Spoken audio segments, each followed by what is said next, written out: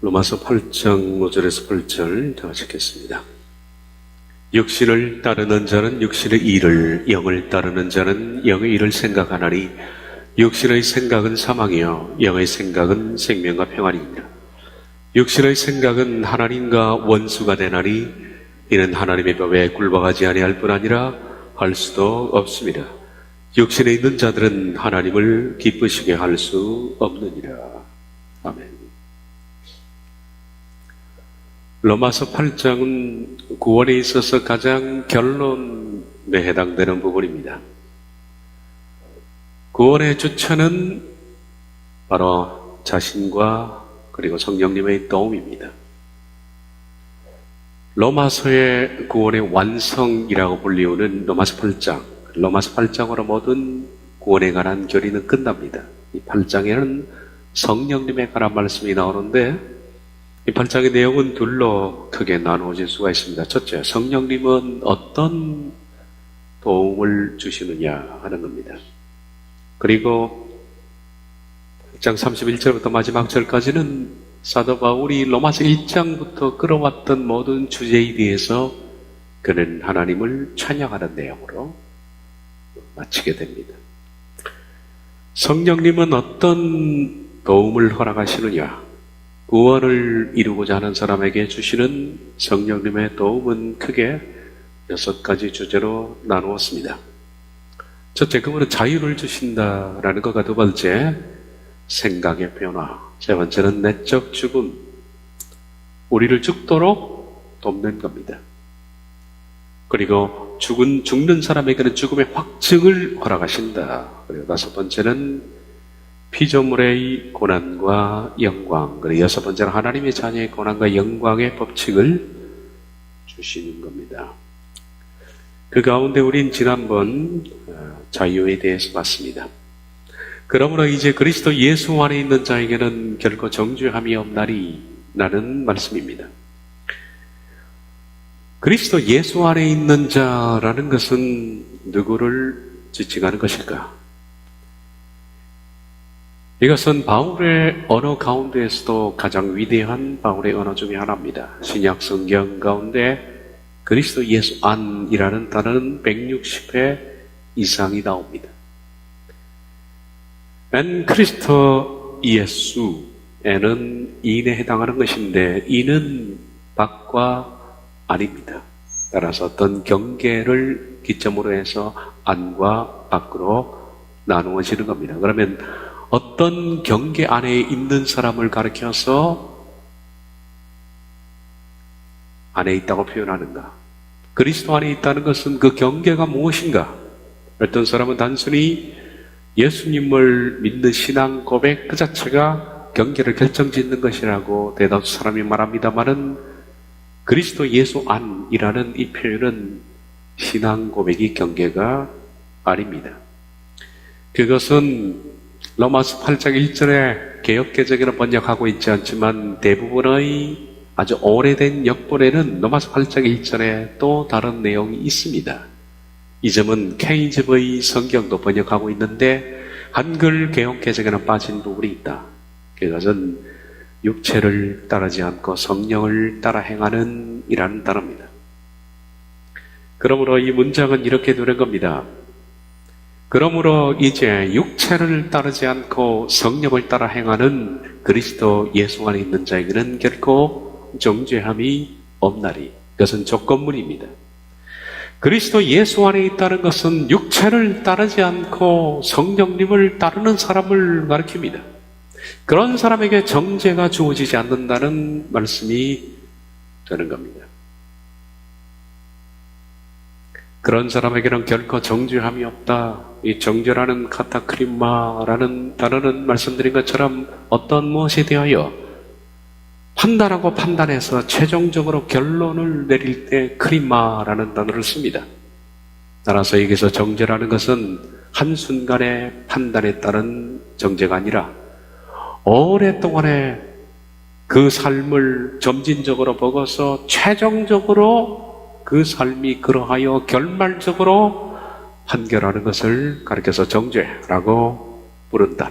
그러므로 그리스도 예수 안에 있는 자에게는 결코 정죄함이 없다는 말은 한순간에 신앙 고백으로 말미암아 정죄함을 하나님께서 허락하지 않는 것이 아니라 이것은 그의 전 삶을 통해서 전 삶을 지속적으로 하나님의 율법이 요구하는 자의 죽음을 따르는 자, 더 이상 육신을 따르지 않고 성령을 따라 행하는 그 삶이 전 삶의 과정에서 일어났을 때 최종적으로 내리는 하나님의 판결문이 정죄함이 없다라는 것. 더 이상 내가 너를 정죄하지 않는다는 겁니다. 따라서 이 말씀은 어느 한순간의 신앙 고백이 아니라 온 삶의 과정이며 최종적인 결론이라는 말씀이 되는 겁니다. 어떤 결론이냐면 전 삶을 다하여서 육체를 따르지 않고 성령님을 따라 산 사람에 대하여 최종적으로 내려지는 하나님의 결론이에요. 내가 너를 정죄하지 않는다는 겁니다. 두 번째, 성령님이 하시는 도움의 역할은 생각을 변화시킵니다. 성령님은 하나님의 사람들의 생각을 바꾸신다. 성령님은 돕는 분입니다. 그 뜻이 보혜사라는 뜻이라고 했습니다. 보혜사라는 그 뜻은 곁에서 돕는다라는 뜻입니다. 보혜사 성령님께서는 8장 1절에 나와 있는 것처럼 그리스도 안에 있는 자, 생략된 부분이 있다고 그랬죠. 육체를 따르지 않고 성령님을 따라 행하는 그리스도 안에 있는 자, 조건문입니다. 로마서 8장은 전부 조건입니다. 그러므로 구원은 먼저 우리가 어떤 조건에 부합되는 사람이 될 때 성령님이 돕는 겁니다. 성령님은 구원에 대해서 육체를 따르지 않고 성령님을 따라 행하려고 하는 사람을 돕는 겁니다.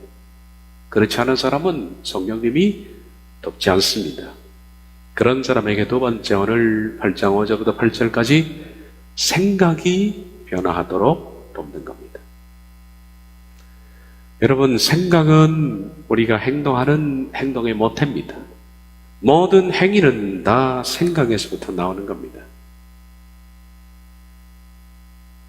행동의 근원, 행동의 모태, 이것이 생각인데 예수님께서도 모든 악한 것들은 너희 마음에서 나오는 것이다 라고 마태복음에서 말씀하셨습니다. 밖에 있는 것이 더러운 것이 아니라 사람의 마음에서부터 악한 것이 나온다. 생각에서부터 사람은 악을 생각해서 그것이 행동으로 옮겨지는 것이다 라고 말씀했습니다. 그러므로 사람이 생각, 곧 마음을 변화시키지 않고 행동을 바꾸려고만 하는 것은 배우가 연기력을 익히는 것에 불과한 겁니다. 신앙은 연기가 아닙니다. 신앙은 종교적인 습관이 아닙니다. 테크닉이 아닙니다. 그러므로 남들이 보기에는 굿 크리스천으로 비칠지 모르겠습니다만은 그것은 교회에서 굿 크리스천으로 비칠 수 있는 행동을 교정한 것, 그것은 연기한 것에 불과한 겁니다. 하나님께서 요구하는 것은 우리가 노련한, 이 프로페셔널한 크리스천이 되는 것이 아니라 하나님은 우리의 생각이 바뀌기를 원하시는 겁니다. 생각이 변화하면 행동은 자연히 변화하게 돼 있다. 그런데 우리의 생각은 이미 죄로 심각하게 오염이 되어 있습니다. 제가 이 부분을 세미나를 하려고 계획을 하고 있었는데 10월 달에 못하게 됐습니다. 죄 오염에 대해서 우리의 생각은 이미 죄로 오염이 되어 있기 때문에 우리 속에 있는 이 마음의 성향이 죄에 대해서는 아주 자연스럽습니다. 죄에 대해서는 고민하거나 충돌하거나 죄에 대해서 거부 반응이 있는 것은 아닙니다. 죄는 아주 우리가 마치 자연스럽게 숨을 쉬는 것처럼 아주 익숙한 겁니다. 이것은 어떤 컨트롤 할 필요도 없고 깊이 생각할 것도 없습니다. 그냥 살면 되는 겁니다. 그만큼 우리의 성향은 죄와 아주 익숙하게 연결이 되어 있습니다. 그러나 의에 대해서는 우리의 성향은 익숙치 않기 때문에 매우 불편합니다. 의를 행하고 사는 것은 굉장히 자신이 불편한 일입니다. 사도 바울도 로마서 7장에서 자신의 이런 모습 때문에 굉장히 안타까워했던 부분이 있었습니다.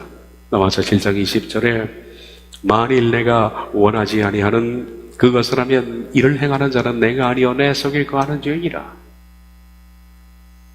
자기 성에 거하는 죄, 이것이 자기가 원치 않는 것을 항상 하고 있다라고 말했습니다. 분명히 바울 자신은 내가 원하는 것은 선과 거룩함입니다. 그는 선해지기를 원하고 거룩하기를 원하지만은 항상 그의 간절한 소원에는 반대로 죄를 행하고 맙니다. 이것은 자신 속에 죄에 대해서 자연스럽게 흘러가는 어떤 이미 굽어진 죄의 성향이 있다는 것을 발견한 겁니다. 그는 이것 때문에 몹시 괴로워했습니다. 죄의 성향입니다. 이 죄의 성향이 변하지 않는 한 행동은 아무리 교정하고 바꾸어도 변하지 않습니다. 만약에 죄의 성향을 바꾸지 않은 채 행동을 바꾸는 사람은 말씀드린 것처럼 연기를 하는 것에 불과하다. 이 죄의 성향이 바뀔 수 있는 이 세상에 어떤 종교도 없습니다.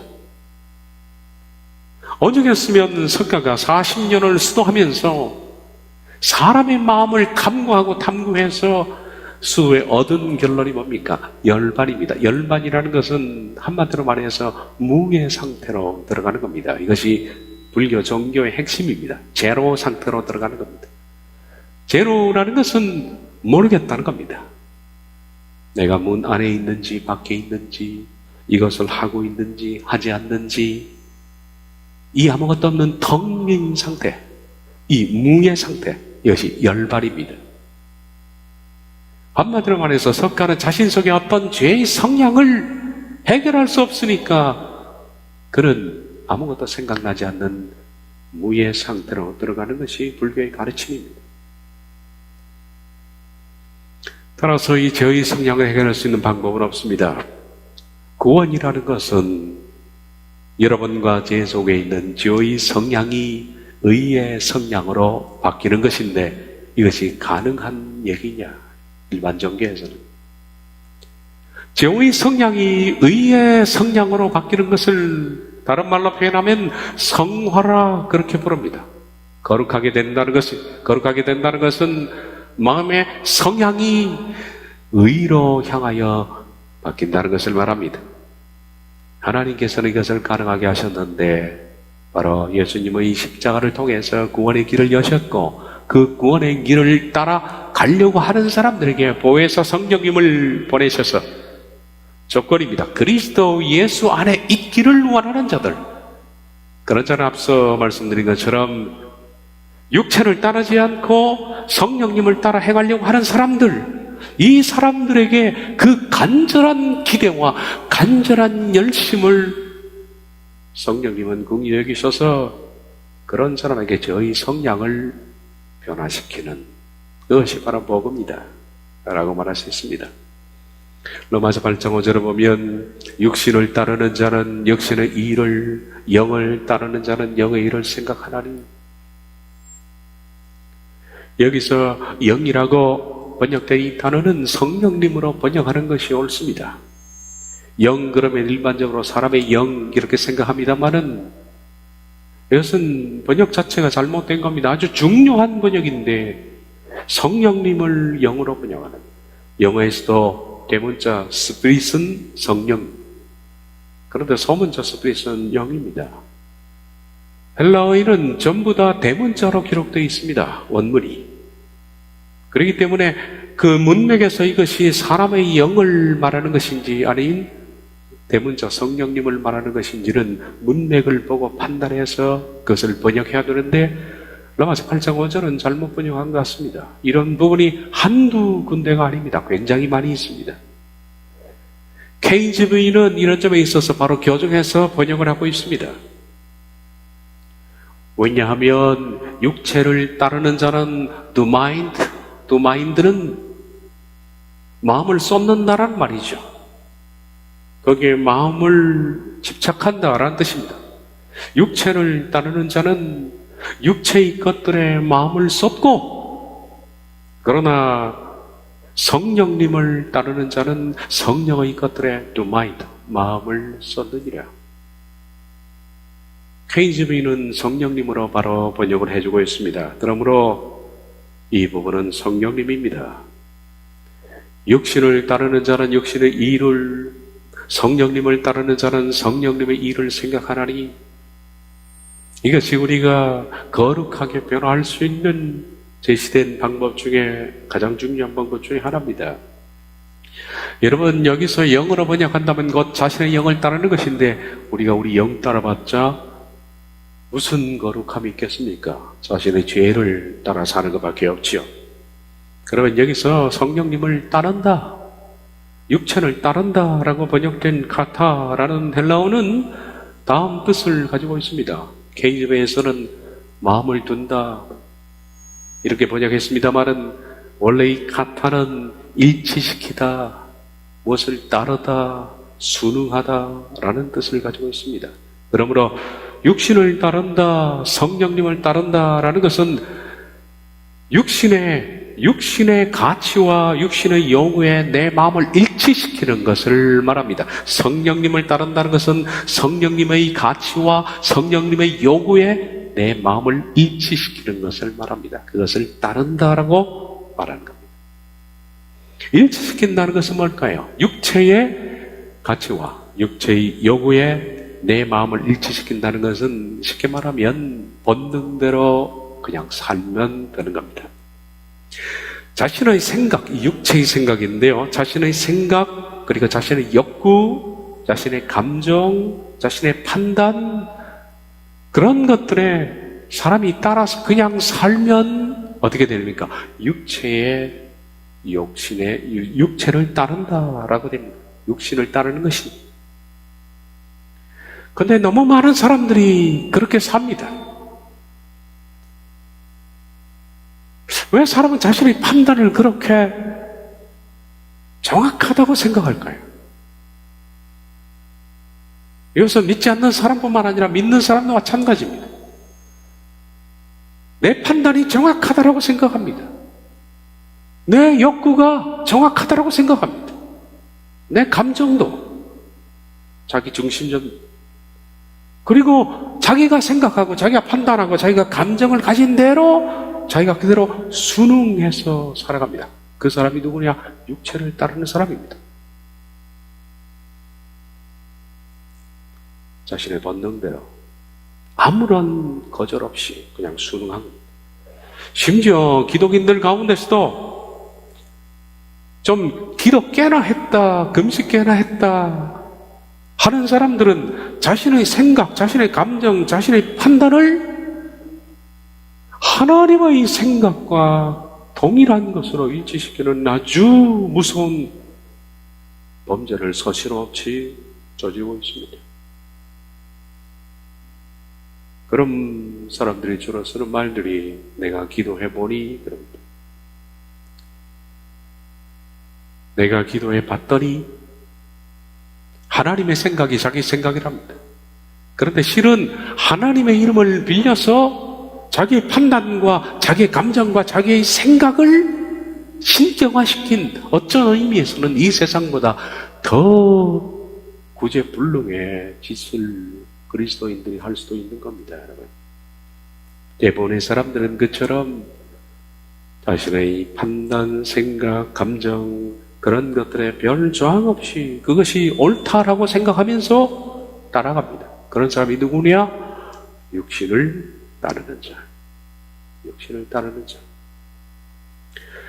육신을 따르는 자는 육신의 것을 생각한다라는 온테아스라는 이 단어는 영어의 being입니다. 영어의 존재하다, being입니다. 근데 being의 뜻 가운데에서 찬성하다라는 뜻이 있습니다. 온테아스는 그 뜻을 가지고 있는 단어입니다. 그러므로 생각하나니라는 이 단어는 찬성하나니라는 뜻입니다. 다시 보겠습니다. 로마서 8장 5절에 육신을 따르는 자, 말씀드려서 따른다는 것은 일치시키는 것. 육신의 여고, 육신의 판단에 내 마음을 일치시키는 자는 육신의 일을, 영을 따르는 자는 성령님의 생각과 영에 내 마음을 일치시키는 자는 성령님의 일을 생각하나니, 성령님의 일을 찬성하나니. 해석을 하면 다음과 같이 됩니다. 육신과 그 정신이 일치되는 자는 육신의 것을 찬성하고, 성령님과 그 정신이 일치되는 자는 성령님의 것을 찬성한다. 그러므로 하나님의 사람들은 항상 성령님의 판단과 성령님의 요구에 내 자신을 일치시키는 겁니다. 그것은 기도해봐서 되는 것이 아니고, 내가 뭘 듣고 내가 보는 것이 아니라 성경에 기록되어 있습니다. 개인적인 체험이 아닙니다. 성경에서 성령님이 원하시는 것이 무엇인지, 성령님은 뭘 원하시는지 이미 다 제시가 되어 있기 때문에 신령한 척 해서는 안 됩니다. 성령님의 요구와 성령의 판단은 성경에 기록되어 있기 때문에 그 기록된 말씀을 따라 내 마음을 일치시킬 때 우리들은 성령님을 따라 사는 것이 됩니다.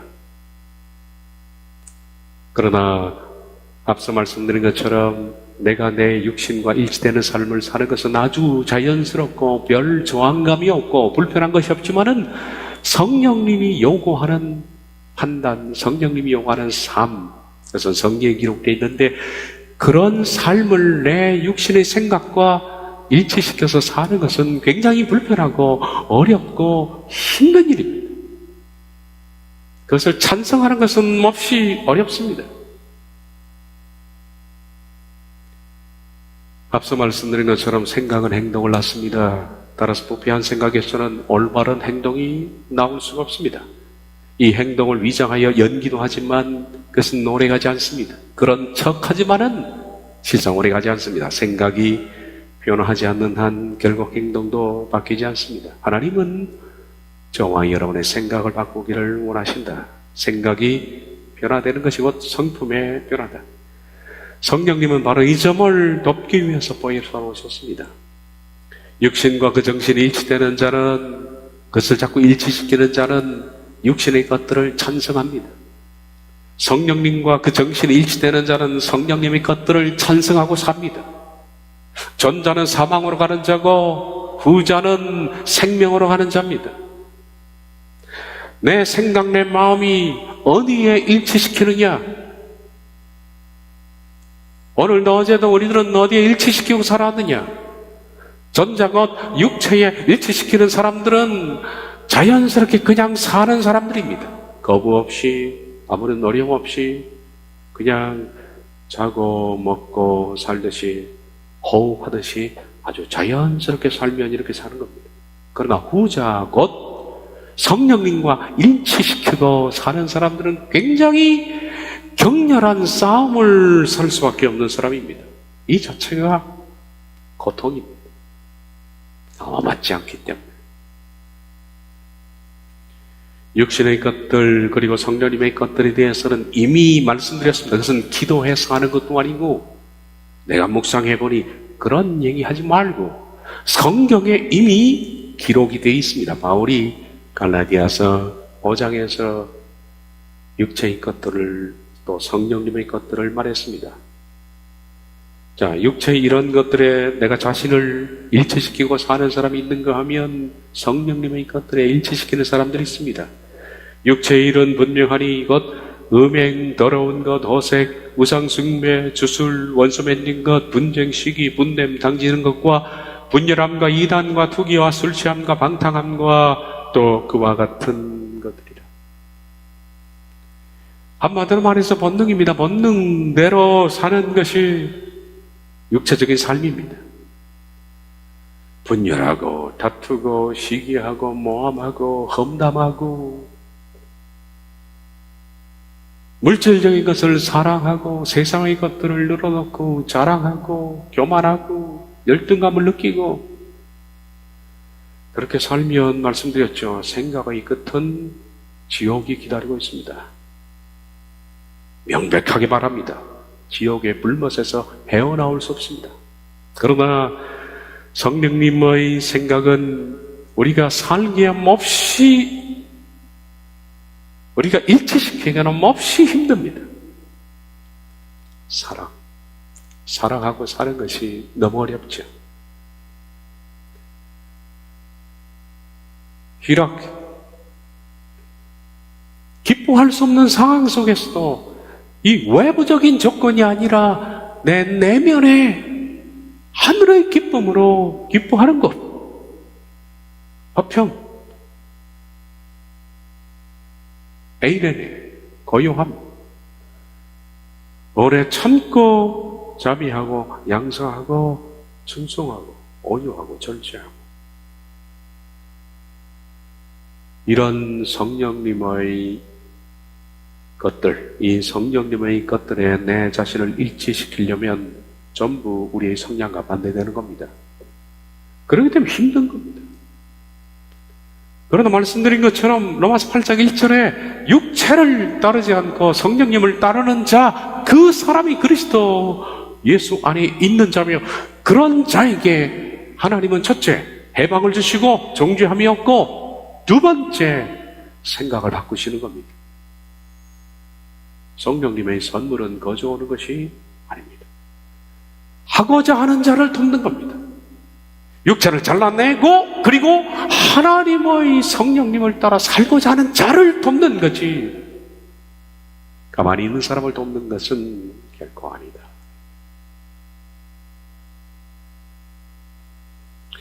우리는 어느 쪽을 찬성하고 있는가?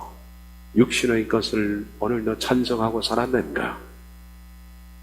아니면 이것들에 격렬히 반대하고 내 속에 육체의 것들이 늘 올라오잖아요. 이것을 격렬히 반대하고 저항했는가? 다르지 않고 몹시 싫어하고 혐오해야. 그런 저항과 격렬한 반대가 없으면 나도 모르는 사이에 찬성 쪽으로 가고 있는 겁니다. 육체를 따르는 일은 아무 어려움, 가만히 있는 순간에 따르고 있는 것이고, 성령님을 따라 행하는 것은 몸부림을 줘야 따르는 것이다. 격렬한 저항과 반대가 없이는 우린 나도 모르는 사이 육체를 찬성하고 있다. 만약에 우리가 격렬한 저항도 없고 반대도 없고 그냥 내 생각이 이끄는 대로 그냥 나를 방임해서, 그런 상태에서 교회 오고, 그런 상태에서 찬양하고, 그런 상태에서 예배하고 왔다 갔다, 그러면 세 가지 결과를 맞게 됩니다. 첫째는 사망이고, 두 번째는 하나님과 원수가 되는 것이고, 세 번째 하나님을 기쁘시게 할 수 없습니다. 첫 번째 세 가지 결과 가운데 사망을 보겠습니다. 육신의 생각은 사망이요, 영의 생각은 생명과 평안입니다. 여기도 마찬가지 영은 성령입니다. 육체를 따르는 사람은 육신과 내 생각을 일치시키는 사람인데, 그런 사람들은 결국 최종적으로는 사망입니다. 그러나 성령님의 생각, 그것은 성경에 기록된 바 사랑, 희락, 화평, 오래 참음, 자비, 양성, 충성, 온유, 절제, 이런 성령님의 열매를 따라 사는 것은 격렬한 저항과 투쟁인데, 이런 사람들의 삶은 결과적으로 생명을 얻게 되고 평안을 얻게 된다. 생각은 프로네마는 마로 끝나는 동사입니다. 마로 끝나는 동사는 헬라에서 어떤 동사냐면, 어떤 동작이 계속 반복돼서 더 이상 할 수 없을 정도로 꽉 찬 상태가 마로 끝나는 동사입니다. 그래서 충족 동사라 그렇게 그러죠. 프로레마, 충만입니다. 성령의 충만. 프로레마, 푸뉴마. 이 프로레마는 성령님이 임해서 더 이상 필요 없을 정도로 꽉 찬 상태를 가르쳐서 충만이라고 부릅니다. 생각해서 반복적으로 최종적으로 얻어진 결론이 렘프로네마입니다. 그러므로 여기 생각이라는 것은 한 번 생각해서 되는 단회적인 것이 아니다. 우린 실패할 수가 있습니다. 한 번 잘못 생각할 수 있습니다. 두 번 잘못 생각할 수 있습니다. 이 생각이라는 것은 그런 것을 의미하는 것이 아니라 지속적으로 항거하지 않고, 지속적으로 격렬히 반대하지 않고, 지속적으로 혐오하지 않고, 지속적으로 싫어하지 않고, 이런 상태가 계속돼서 맨 끝에 이르면 사망입니다. 그러니까 우리가 이대로 살면 사망입니다. 교인들은 너무나 신앙이라는 것이 어떤지 잘 모릅니다. 뭐가 신앙하는 것인지. 교회 와서 적당히 찬송만 불러드리고 헌금만 내드리고 하나님께 머리만 숙여드리고 예배드리고 그러면 신앙인 줄 생각합니다. 그것은 종교행위지 신앙이 아니라, 내드리고 불러드리고 높여드리고 찬양해드리고 그 신앙이 아닙니다. 신앙이라는 것은 지속적으로 내 내면에 육체의 것과 항거하고 싸우고 격렬히 반대하고 혐오하고 그런 상태의 영속성, 그 상태가 계속될 때 성령님이 그를 도우시기 시작하는 겁니다. 성령님은 한두 번의 결단으로 돕는 게 아닙니다, 여러분. 성령님은 그렇게 살려고 하는 사람들을 보시고 그를 돕기 시작합니다. 보혜사께서 그를 도우시고 그의 생각을 바꾸시기 시작하는 거예요. 그러나 그런 격렬한 저항과 투쟁이 없이 그냥 내 본능이 이끄는 대로 다투고 싸우고 화내고 분노하고 교만하고 자랑하고 그렇게 사는 그 사람에게는, 죄송합니다, no touch. 성령님은 간섭하는 방임하십니다. 방임. 그러면 그것이 지속적으로 계속될 때 그 사람에게 얻어지는 결론이 뭐냐? 사망입니다. 이게 무서운 거예요. 여러분, 우리들은 패턴을 바꿔야 돼. 삶을 살기 위해서 바꿔야 해. 구원이 단회적인 신앙이 아니라 영속적인 것처럼 사망도 마찬가지로 단회적으로 오는 것이 아니라 영속적으로 오는 겁니다. 다시 말하면 우리 전 삶을 통해서 진행되는 겁니다. 전 삶을 통해서 사망이 진행되고 전 삶을 통해서 구원이 진행되는 겁니다. 그러므로 내 삶 속에서 사망이 진행되든지 혹은 어떤 사람은 영생이 진행되든지 둘 중 하나 지속적으로 지금 진행되고 있는 중이다. 저는 모릅니다. 여러분들이 어떤 삶을 진행하고 있는지. 어떤 사람은 사망을 진행하고 있는 사람이 있고 어떤 사람은 격렬히 저항하고 싸우면서 영생을 진행하고 있는 사람이 있습니다. 이 영속적인 진행의 마지막에 기다리고 있는 것은 영원한 사망입니다. 그리고 생명이 보상으로 기다리고 있다. 격렬히 싸운 사람에게는 생명이며 싸우지 않고 내팽개친 사람에게는 사망이 기다리고 있다. 이 사망은 그냥 자신의 육신이 이끄는 대로 자신을 방임하면 안 됩니다. 이것은 가장 편리한 선택이요, 아무것도 할 필요 없습니다. 지옥을 가기 위해서는 노력할 것이 없습니다. 그냥 살면 되는 것처럼. 그러나 생명으로 가는 길은 투쟁입니다. 그래서 주님 말씀하신 대로 좁고 협착한, 마치 암벽 사이에 갈라진 크레바스처럼 그 좁은 그 암벽 사이의 숨틈에 손을 넣고 기어 올라가는 그것이 바로 협착이라는 단어인데, 생명으로 가는 길은 그처럼 바위를 옳는 그 협착한 그런 길을 선택하는 겁니다. 이처럼 불편하고 거친 선택이다. 좁고 협착한 길을 선택하는 것은 굉장히 불편하고 굉장히 거친 선택입니다. 그것은 자신의 본능을 저항하는 겁니다.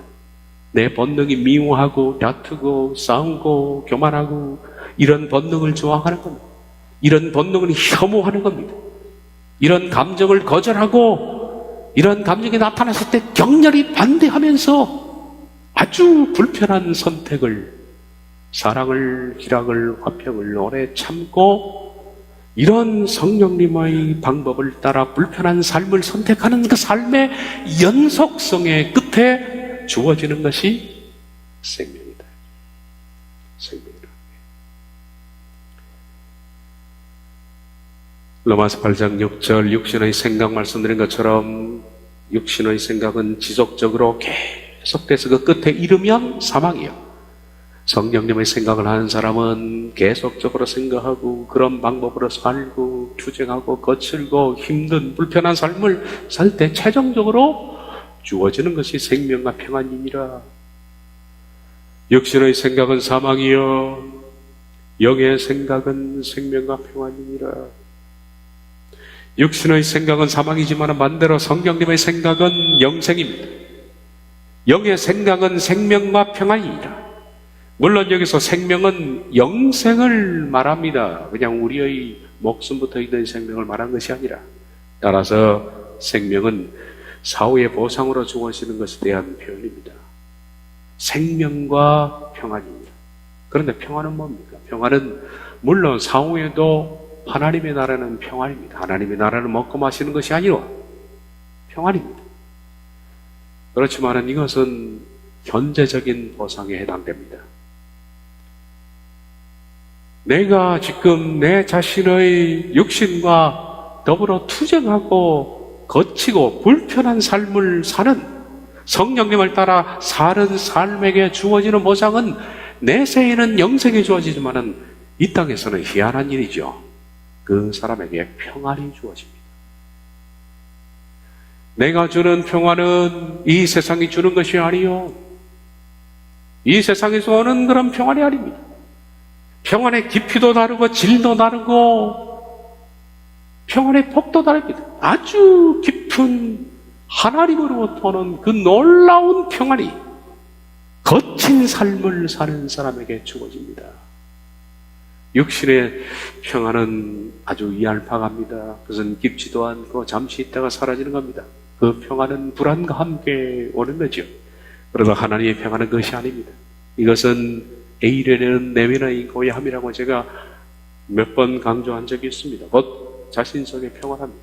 밖은 엉망진창이고 뒤틀리고 환경은 변해도 그 속이 평안한 것, 고요한 것, 그것이 바로 내면의 평안함. 어떤 외부의 환경에도 전혀 요동치 않는 고요함, 사자의 굴 속에 던져져도 잠을 잔 수 있는 그 고요함, 내면의 힘, 이것은 하늘로부터 오는 선물입니다. 찬송에도 평화 위로부터 내려오는 선물이라고 이렇게 표현하죠. 이 평화는 지금 현재 내가 성령님을 찬성하고 있고 육신의 것들을 저항하고 혐오하고 거절하고 격렬히 반대하고 있는 아주 불편한 삶을 사는 사람들이 앞으로 장차 영원한 생명을 얻을 것에 대한 현재적인 보상이며 현재적인 증거입니다. 그런 사람들 마음속에는 고요함이 있다. 고요합니다. 그러므로 지금 현재 하나님으로 말미암아 내면의 고요함이 있는 사람들은 장차 영생의 길을 향해서 가고 있는 사람이고, 그리고 영생을 받을 것에 대한 현재적인 증거이기도 하다. 두 번째, 하나님과 원수가 된다. 육신을 따르는 자는 첫째 사망이 올 것이다. 두 번째, 육체를 찬성하는 사람은 하나님과 원수가 된다. 육신의 것들을 격렬히 반대하지 않고 저항하지 않고 몹시 싫어하거나 혐오하지 않고 그냥 따라 사는 사람들은 얻게 될 세 가지 결말, 세 가지 가운데 두 번째가 하나님과 원수가 되는 겁니다. 7절, 육신의 생각은 하나님과 원수가 되나니 이는 하나님의 법에 굴복하지 않을 뿐만 아니라 할 수도 없습니다. 직역은 왜냐하면 이 세 가지가 나옵니다. 왜냐하면 육신의 생각은 하나님을 향해 적대적이기 때문에, 왜냐하면 하나님의 법에 굴복되지 않기 때문에, 왜냐하면 할 수조차 없기 때문에, 강한 톤으로 바울이 말을 하고 있습니다. 이 세 가지 때문에 이유들은 바로 6절에 나와 있는 육신을 생각하는 사람들이 사망에 처한다. 왜 육체를 따르는 사람들이 사망에 처하느냐? 왜냐하면 이 세 가지 때문에, 그런 뜻이 됩니다. 육신의 생각은 사망이요, 왜냐하면 육신의 생각은 하나님을 적대하기 때문이다. 두 번째, 법에 굴복하지 않기 때문이다. 세 번째, 할 수조차 없기 때문이다. 그러므로 육신의 생각은 사망이다. 이렇게 말씀하고 있는 겁니다. 육신의 생각은 첫째 하나님과 적대적입니다. 그런데 대부분의 사람들은 그리스도인들 가운데 자신이 하나님과 원수가 되어 있다는 것을 모릅니다. 인정하지 않겠죠. 아니 내가 무슨 하나님과 원수가 되느냐. 많은 교인들은 그러나 하나님과 적대적 관계에 있습니다. 지금 현재 하나님이 그 사람을 몹시 싫어하고 있어요. 자신은 좋아하는데, 자신은 하나님을 좋아하는데 하나님은 몹시 적대적입니다. 왜냐하면 그 사람은 자신의 육신의 것을 지금 찬성하고 있기 때문입니다.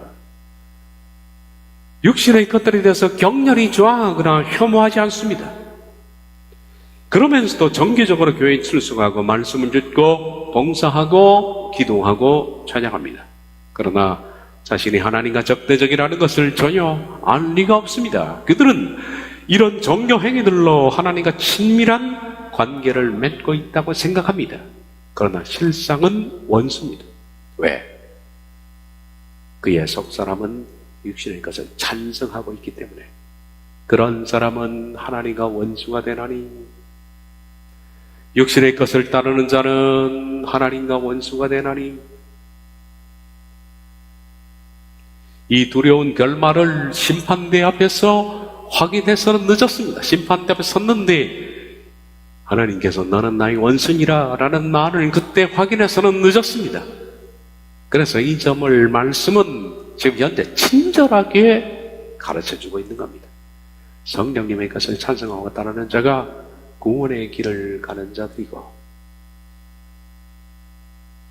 성령님이 무엇을 원하는지, 하나님이 무엇을 원하는지, 어떻게 되기를 원하는지 성경에 기록된 그것을 우리가 싫더라도 정말 어렵죠. 찬성하고 그것을 내 생각과 일치시키는 그런 사람이 구원의 길을 가는 사람.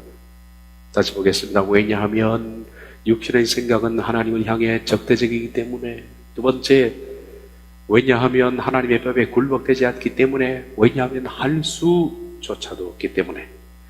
하나님과 적대적인 사람, 자기 본능대로 이끌려가는 사는 사람들, 그 사람 아무리 찬양하고 아무리 하나님께 갖다 바쳐도 그는 결국 하나님의 법에 굴복하지 않는 사람입니다. 아니, 성경에 말하면 할 수조차 없다라고 말합니다. 그는 육신의 것에 너무 많이 굴복되고 따르기 때문에 머릿속에만 머무르는 하나님의 법들을 따를 수가 없는 겁니다. 그러니까 세 번째, 마지막으로 하나님을 기쁘게 할 수가 없다. 8장 8절, 육신에 있는 자들은 하나님을 기쁘시게 할 수가 없느니라. 육신에 있는 자라는 것은 엔살키, N이라는 것은 인이라고 그랬죠. 육체 안에 있는 자, 그냥 육신 그 생각과 판단 그 안에 머물러 있는 자, 육신 안에 머물러 있는 자들은 결코 하나님이 기뻐할 수가 없습니다.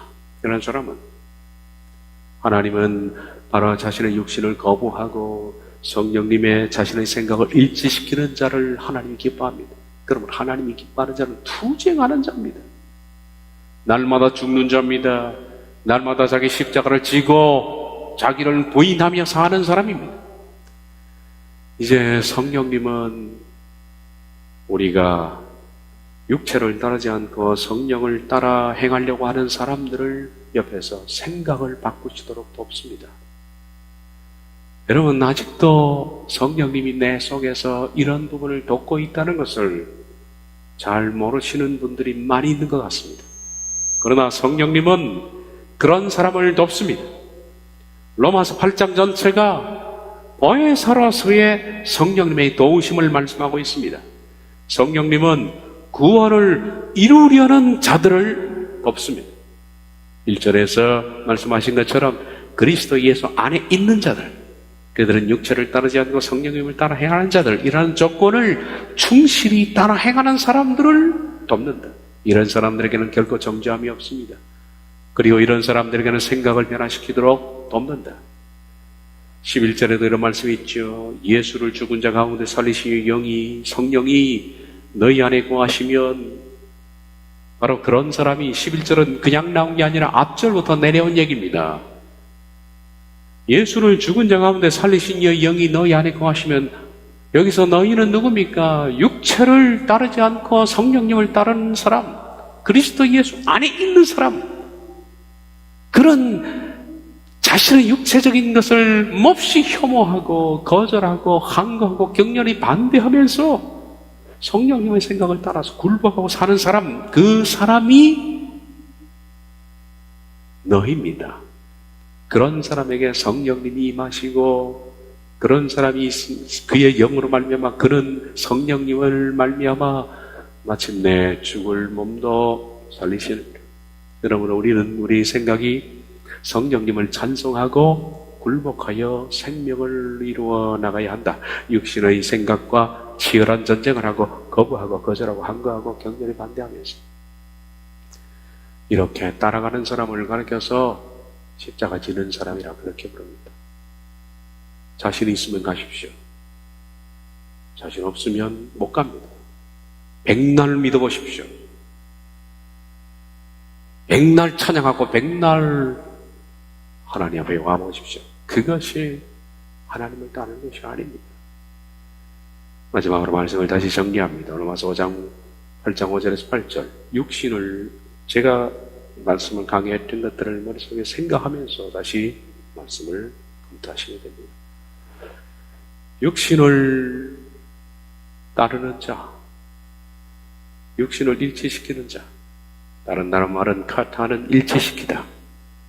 육신을 자신과 일치시키는 자는 육신의 일을, 성령님과 자신의 생각을 일치시키는 자는 성령님을 생각하나니, 성령님의 일을 생각하나니, 육신과 그 정신이 일치되는 자는 육신의 것을 찬성하고, 성령님과 그 정신이 일치되는 자는 성령의 것을 찬성하나니, 육신의 생각은 사망이요 영의 생각은, 그런 사람이, 생각이라는 것은 결론적으로 그렇게 사는 사람의 결론은 사망이고, 성령님의 생각을 일치시키고 사는 사람은 생명이며 이 땅에서 하나님께서 보증으로 평안을 주신다.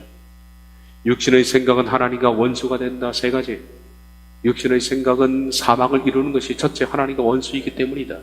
두 번째, 하나님의 법에 굴복하지 않기 때문이다. 그런 법을 굴복하지 않는 사람. 세 번째, 할 수도 없다.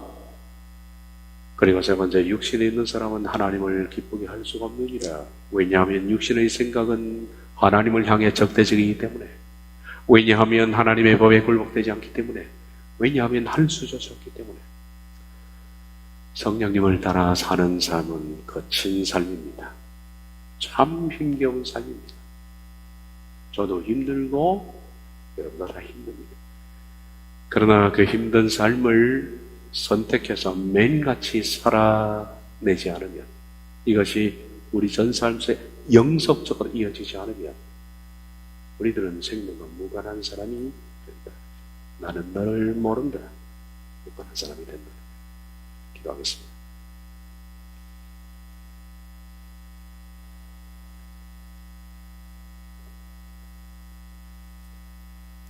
육신의 생각은 사망이요 영의 생각은 생명과 평안이다.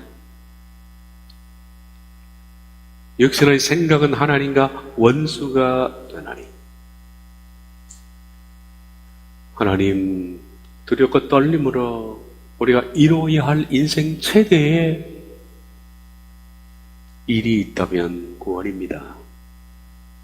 오늘도 나는 나의 육신을 격렬히 저항하고 반대하고 그것과 항구하면서 좁은 길을 가고자 합니다. 모두가 다 갈 수 있도록 도와주시옵소서. 예수님의 이름으로 기도하옵나이다. 아멘.